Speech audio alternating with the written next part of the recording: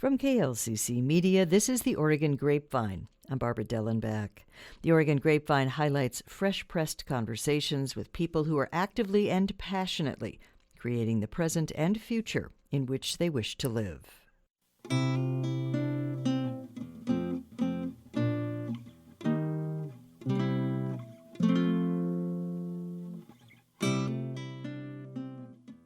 Ginevra Ralph is the Director of Community and Cultural Services for the Shed in Eugene. Thank you so much for coming to the Oregon Grapevine. Thank you, Barbara. This is fun. The Shed is known to many of us as a performing arts center, but it's obviously more than just that kind of a venue. So why don't you give an overview of the Shed, and we'll start there. You mean starting in 1992? Start in 1992, I would be managing a former church complex that's open 350 days a year. I would say, you are out of your bloody mind, Barbara. I wish I'd been around enough to think to say it. I remember somebody saying, I hope you get bigger than the Bach Festival, at which point I just blanched and thought, no way. And that never was the goal to be bigger than, but as it evolved, we started, let me go back to that because you got to set it in context. We started as a little baby weekend festival in 1992. We had 2 concerts, and it was called Oregon Festival of American Music, and it came about because of 2 things. We wanted to, as audience members, as teachers, and as lifelong learners, as hackneyed as that phrase is, wanted to think about music by setting it in its cultural and historical context, meaning I wanted to know what a composer or the music that we were listening to, what were people reading, what were they eating, what were they wearing, what were the politics, what was the religion, what was the, fill in the blank, that birthed that music. It didn't come out of a vacuum, and I was a little tired of people saying, I sprung whole cloth out of my head. It's like, sorry, you grew up with the Beatles and Bob Dylan too, or Cole Porter or Beethoven. You didn't grow up out in the woods hearing nothing. There's influence, and it's important, and it's not derivative. It's influential, and it's sonic, and it's interesting to know what those were. Anyway, that's what we were started as, and it was never meant to be more than a little weekend festival. Then people said, American music, that's so narrow. The other one said, it's so broad, what kind? And we said, well, we want to do the good kind. And then we wanted to be able to do fiddling without wearing a paper bag over your head because you really were sort of the music snob that liked the violin concerto the night before. Well, I did too, but I like fiddling. People say, what's your favorite music? It's like, whatever we just did or whatever we're doing next. I want to hear it all. And I want to know where it came from, and I want to know how to talk to other people about it and who their influences were. So that's kind of how the music side of it came about. When we realized that we needed some different spaces in Eugene to do that, by the time our little company was 7 years old, we had worked 30 different venues from Portland to Ashland, up and down the coast. We had built stages. We'd converted weird places into dinner dance, music, theaters. We'd use the Holt Center. When we started at the Cuthbert that first year, there was a concrete pad. There was no arch. There was no backstage. There was no front stage. There were a few benches and a concrete pad. We had to build a stage. So we realized that sometimes you need a 2,400-seat hall. Sometimes you need a 100-seat hall. And there was that missing. There was the Wow Hall, which is fabulous, and the Holt Center, and nothing in between. So we started looking and pushed the McDonald into sale. Wasn't quite right for our purposes, but it got us thinking. And every time we rejected building something new or converting something, it added to our self-knowledge about what we were looking for. Food service was a big deal for us. We wanted it for parties, we wanted it for dinner dances, we needed it for our big Road Scholar, Elder Hostel programs, we needed it for artist services. Backstage, you've got to feed those guys. So food was a big deal for us, and that's how we ended up with this former church complex because we wanted classrooms, we wanted small, medium, and large classrooms, we wanted a library, we wanted kitchens, we needed a ticket office, we wanted small theater space, we wanted middle theater space, we wanted dance, we needed rehearsal space. That was another thing that was super missing in town, still is. And we wanted it downtown with a parking lot, ha ha ha. And that building came on the market, and it was almost freaky. Our architects looked at it and said, "This is weird. This fits so hand in glove." And in fact, when we moved in there in 2002, we finally kicked them out. Said, "You got to go find another place to hold services because we need it." All we did was take the organ console out that had been implanted in the stage and the choir stall, and we did a festival.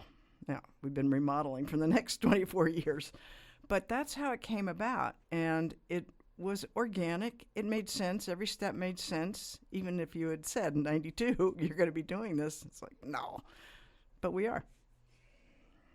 This is a big question I'm going to throw at you, but I'm going to let you go for it. How does the Shed specifically, and just community resources like this or community performance places, enhance community in a greater way? Well, that's the word. It's a bit of a buzzword these days, community, but in fact, our mission statement, once we acquired the building, doesn't even have the word music in it.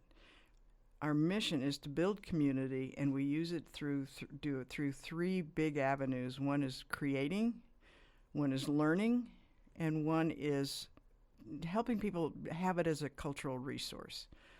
So when we share it, that means it's for rent to other nonprofits or community rites of passage. You put on a memorial there, and it does all of those things. It helps people create something that they wouldn't have created on their own. It's celebrating is the third piece of that. It is complete celebration. We're celebrating this person. We're celebrating family. We're celebrating graduations. We're celebrating 90th birthdays. We're celebrating the research that is happening at the Knight Science Center. We're celebrating, all these wonderful things that other nonprofits are doing in town because that's the cultural resource for them. And we bring to bear the structure, the production elements, the marketing, if you will, to help people do what they want to do. And we'll bring the structural part to bear because it's hard. You can't just go put on a show. That's why we're creating these what we call Shed Presents programs. We're working with local artists that have often appeared, for instance, in our musicals or other typically vocal most of the time, but not always, other shows that we've done, and then saying, "Hey, Barbara, do you want to stretch out a little bit? You want to build a show your own? What's of interest to you?" And then there's a conversation that goes back and forth with Jim, my husband Ralph. He's the executive director, and he's in that role. It's a producer role, and goes back and forth. Like, yeah, I'd really like to explore some of these Southern gospel or Johnny Cash, or let's do the 60s. I want to see what would play out. I was listening to on the radio. That sort of thing. And then we can bring our forces to bear. We've got the sound engineer. We've got the marketing. We've got the this, that, and the other thing. We've got the arranger relationships. We can help people build community through the music. And I'll tell you that things happen that you wouldn't expect out of just going to a show. I'm watching people. Ladysmith Black Mambazo the other day. We've had them a bunch of times. For some reason, they just hit people's soul the other day in a way that they probably always have, but people wouldn't leave. And I'm not going to kick them out. They wanted to stay there in that whatever, the aura, I don't like those terms, but they just didn't want to break the spell. And you can't cook that up. It's happening. And I think that's what's happening. There's a lot of places to go. The first question I want to ask is, it's not a huge venue, the Shed Auditorium itself. It's a lovely venue. What has been kind of the conversation with maybe the artists, or how have you created that space and convinced and enhanced and said, these artists go, I want to go to the Shed because of these reasons? That's a really interesting question. Sorry for long answers, but But as I said, when we were looking, we knew we needed smaller spaces. When we do a musical, we could mount it at the Holt Center and run it for one weekend. When we do it in a smaller space, we can run 9 performances, and the artists love that. And I remember Bill Hewlins used to say after we'd do something over at the Holt, he'd say, "Well, we're ready to open now." You need big and you need small. You need intimate, and I think that's what's happened. So you need an intimate space with great sound and good sight lines, and that we've got there. We've now got 3 spaces. The one we're most well known for is the Jaqua Concert Hall. So let's just talk about that one, because you get that feeling. We can flip it. We can do it cabaret. That makes it feel even more intimate. But that's about a 750-seat hall. So nice size when it's full, and it works when it's not full, and that's fine. A story about Wynton Marsalis. We started with his 15-piece Jazz at Lincoln Center Orchestra at the Holt Center. I don't remember how many tickets we sold. Let's say 2,000. Next show with him was his quintet, and we did it at the Shed. Completely different feeling, different sound. He was crystallinely beautiful at the Holt. At the Shed, he sucked you in to what he was doing. You could really see his face. You literally felt the music in your bones. Then we go back to the Holt with the big band. Another great show. But afterwards, he said, "Can we please play at the Shed?" We said, "We can't afford that." And he said, "We'll make it work." He likes the sound. He likes performing there. I'm starting to count and keep a record. We've had 4 artists from the stage, with no prompt from me, I promise, say, "Wow, this feels like playing in my living room. I can feel you. I can see you." It's just a different interaction, and so that intimacy translates. And the last row of our hall is closer to the stage than many of the seats in the larger places, even when you're in the mezzanine. And the sound is good in that last row. It's like being in the Science and Industry Museum in the egg-shaped room where you can whisper at one end and it comes around. Sometimes the last row in the upper balcony is the first to sell. It's kind of interesting. But the acoustics are great, and you feel it and see it and breathe it, and the artist does too. It feels different on stage when you're that close to the audience. I know music is not in your mission statement, but you also have a music school, essentially. How did that come about, and how and why? Yeah. Music isn't in our mission statement, but clearly it was our major tool, and still is our major tool for the creation and things that we're doing there, and the building community. Somebody else could take over the building. Hey, the church did that. They were a very musical church too, but there's lots of ways to build community. But Jim and I were teachers.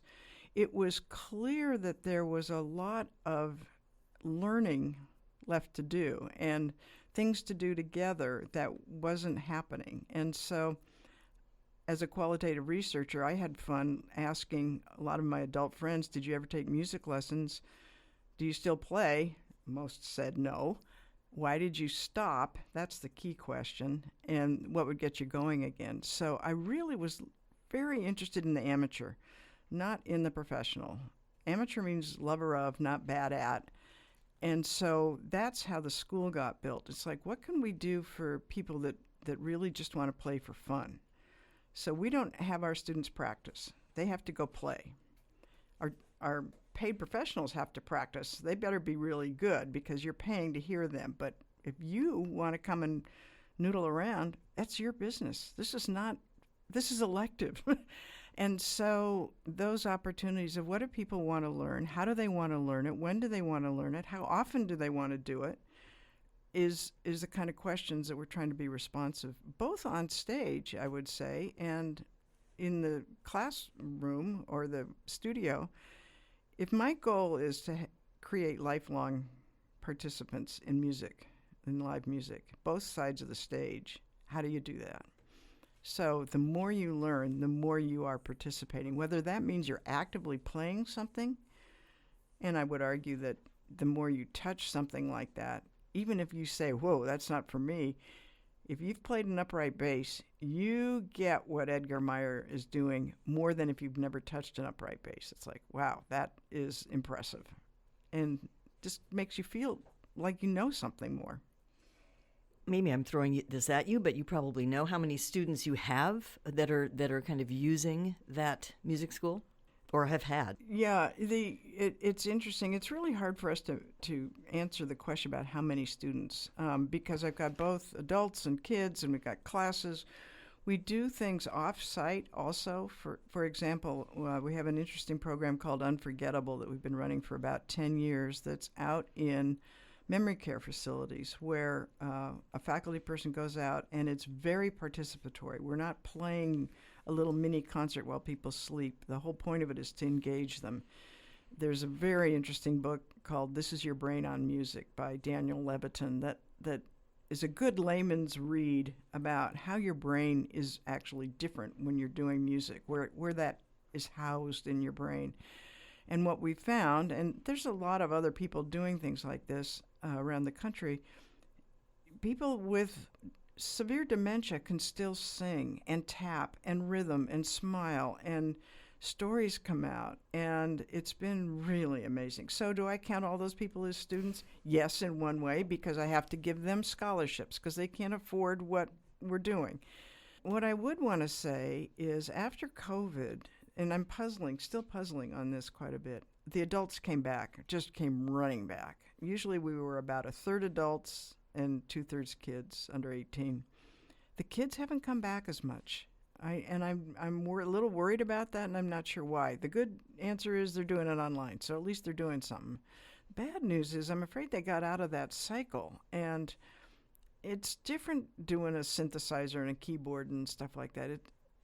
It is really different. It's a physicality with your instrument that I think is missing, and it makes me sad. The one thing that is hopping like crazy is musical theater, which is really neat. It's a place, I think, where, again, community gets built because we get students that are doing great things in their schools, but then they come together on the weekends and do our musical theater academies, and they meet each other from other schools, so there's this cross-pollination. The stars have to be in the ensemble. Oh my gosh, the ego. They handle that really well, but they learn how to be a musical theater person, because if they really do want to go off into this, you are not going to land a starring role right off. You are going to be an ensemble, and you better learn the ropes on how to do that. We teach them backstage stuff. We teach them things that they don't have time to do in school, and that has been just so successful and so fun, and there are success stories going out of that. But my goal is not to create the next Broadway star. It's to create people that are going to stay here, and they're going to do cottage theater, and they're going to do ACE, and it's this whole ecosystem of people holding day jobs and creating and having fun and making music all their life long. I don't care about the star so much. You also house, what is it called? It's called the Center for Hearing Access. Yeah. How has that, why, and kind of what is that for people? Oh, boy. We've got another hour, right? Yeah, sure. So, okay, my background is kids with the most severe cognitive physical disabilities. I'm lifelong, from the 60s, disability advocate, way before ADA was born. In early years, there was a gal that said, I want to do a deaf choir. And I said, well, I don't do segregated things, so we'll have your choir, but it's open to the public and anybody can sign up. Well, nobody else did. But it was fascinating. And so I said, okay, I want this group to be on our all-comers student performance day, and we'll do a sign-along, sing-along. So we taught the audience how to sign some keywords out of I'm Dreaming of a White Christmas. At the end of that, we were in the small theater. It's called the Sheffer. It's our 200-seat hall. She said to me, you really need to have a hearing loop in here. And I said, what are you talking about? We have an FM assistive listening system. She said, it sucks. So I filed that away because I said, I'm not remodeling this room right now. We just finished it. One night after an important concert, my buddy Sue Pritchard was at the show, and I said, how'd you like the concert? Well, Sue doesn't bluff. She said, My husband, he really liked it. I couldn't hear a word. And I said, well, didn't you use this FM system? It doesn't work with my hearing aids. And I went, okay, what's wrong with that picture? Like, everything's wrong with that picture. So when we remodeled the hall in 2017, we put in a hearing loop system, and I'll tell you in a second how it works. And then we did a free event for the public to come and hear. Here's how you're going to hear all this music. We did 4 different kinds of music. People got there, and I thought they were going to fall on their knees, say, you're the greatest thing since sliced bread. They said, what are you talking about? How do I use this with my hearing aid? Will you turn on that program that I need? It's like, do I have that program that I need? It's like, wait a minute, you're not asking me to turn on your pacemaker. Why am I dealing with your hearing aids? And nobody even listened to the music because they didn't know what was going on. So we went, okay, well, now what's wrong with that picture? We just gave you the best system, and you don't know how to use it. That's what Loop Oregon came about. First it was Loop Eugene, then it was Loop Springfield, then Loop Lane County, then now it's Loop Oregon. And then we realized what a national issue this was. We were fighting a whole ethic, if you will, even in the hearing industry, that you don't need this little wire in your hearing aid that lets you access sound directly because nothing's looped. It was a catch-22. So that grew. Anyway, on the national scale, we realized this is hugely systemic for folks with hearing loss. It is the most misunderstood issue that we've got with healthcare, and hearing loss is very complicated, and people don't get taught that they have ADA rights to hear in places like the shed, and they aren't taught how to access it, and they aren't taught that there are lots of ways to make your life better across your day with tools to hear better across your day. Hearing loss is extremely isolating. There still is stigma. I am really proud that at the pre-concert dinners at the shed, I can say that hearing loss has come out of the closet. People are talking about it all the time, and it's not just old people. 20% of the population has hearing loss. It's across the board. It's even more stigmatizing for kids because we think it's an old person's thing. So that's what the center is about. And how does it fit in our mission? It's because about this community building. That's where the cultural services that I'm part of, the community services, if you are leaving out 20% of my audience, first of all, it's stupid, bad business. But second of all, it's the wrong thing to do. And we need to teach our people. So that's why we do the free Saturday, second Saturday, it's Sound Advice. Come and learn about this and get educated, become a self-advocate, show others how to use it. And then now Cottage Theater's got a loop. Very Little Theater's got a loop. The Hult Center is looking at, they've looped the concessions and ticket office. They have an infrared system. People don't know how to use that. Can use that. And then they are also looking at possibly looping some sections so they can have both. City Hall is looped. There's lots of places where my voice would go right into your hearing aid if I were at, well, let's say Michigan State Basketball Arena. That's the biggest one I know. I could call a game in that hall, 10,000 people in there, no PA system, and I'm just on the microphone that goes through the loop, and it goes right into your hearing aid. Everybody could hear. That's how it works. That's why it's so powerful. I want to backtrack a little. You've talked a little about your history and where you've come from. How did you come to Eugene and start your life here? Because I believe you were not born here. You came at some point as a young adult. So tell me a little bit about that and why Eugene, and go from there. School. U of O? Yep, U of O. No, I grew up north of Chicago. I like to think I grew up on the Santa Fe Railroad because I was a railroad kid, and we started in Texas and moved up, and the Southwest has always been a big part of my life. My personal rule, was when college came, I was never going to live east of Boulder, and so any college decision after that for graduate school was, okay, fine, just not east of Boulder, so UCLA, and then we came up here for graduate school, and then the kids were young. I don't remember, 4 and 8, something like that. And I just said, I'm not moving to Denver. We thought we'd go back there and set up business oh, we're just going to live out in the country and have a horse and raise kids here. And so we stayed. I always thought, actually, I'd live in New Mexico because that's where my heart, the rest of my heart is, I guess. And my family now is all down there. And so it's this back and forth tension. But it was a great place to raise kids. I think, when I go back to Saturday Market, for example, and the little speech I gave at First Citizen years ago was the beauty of Eugene is you can fail here and not get crushed. And the Saturday Market is such a great example. And the Wow Hall is that.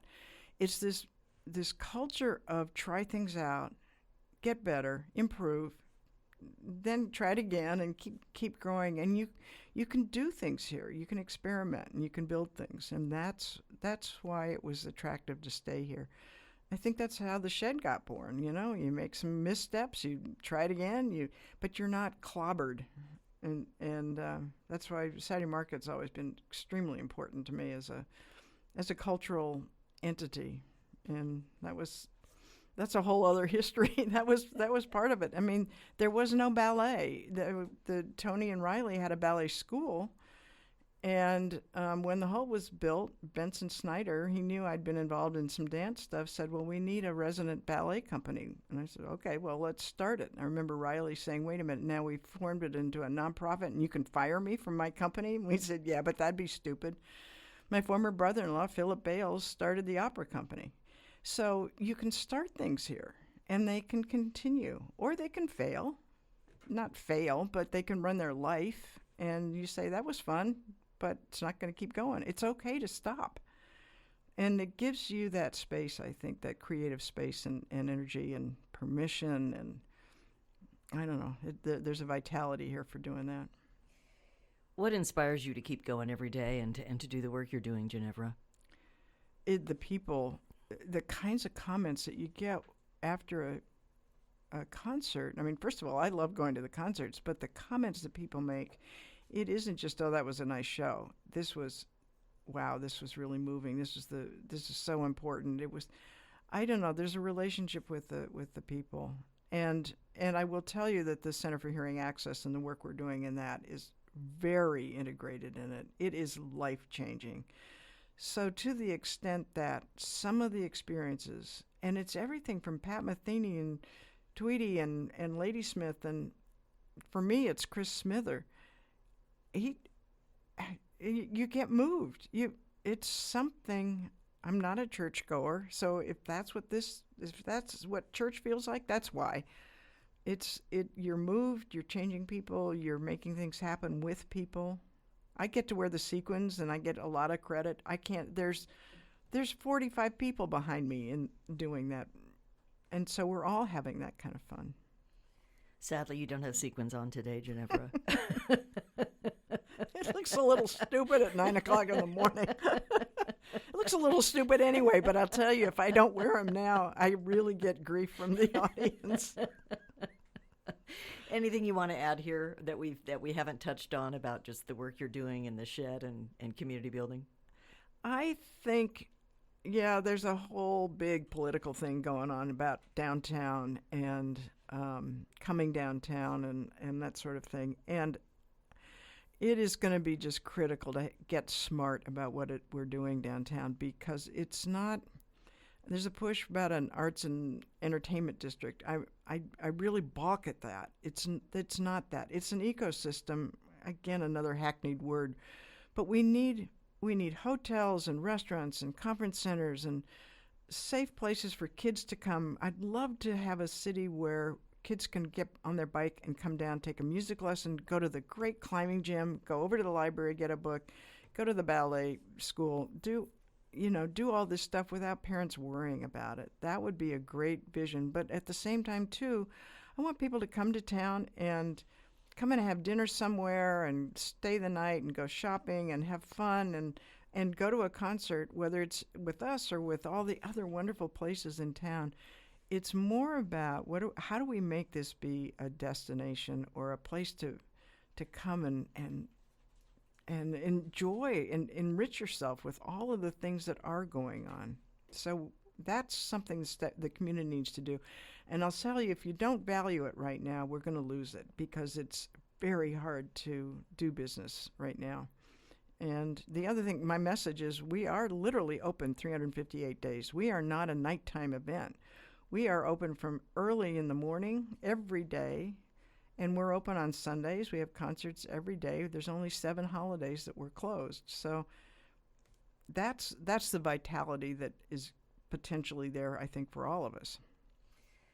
Thank you so much, Ginevra Ralph, for sharing your perspective and your energy on the Oregon Grapevine. Thank you. You've been listening to KLCC Media's The Oregon Grapevine, fresh pressed conversations with people who are actively and passionately creating the present and future in which they wish to live.